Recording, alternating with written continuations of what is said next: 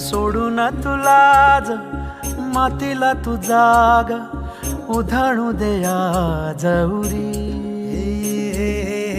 उजाडू दे आज साकड हे माग होऊ दे पहाट नवी.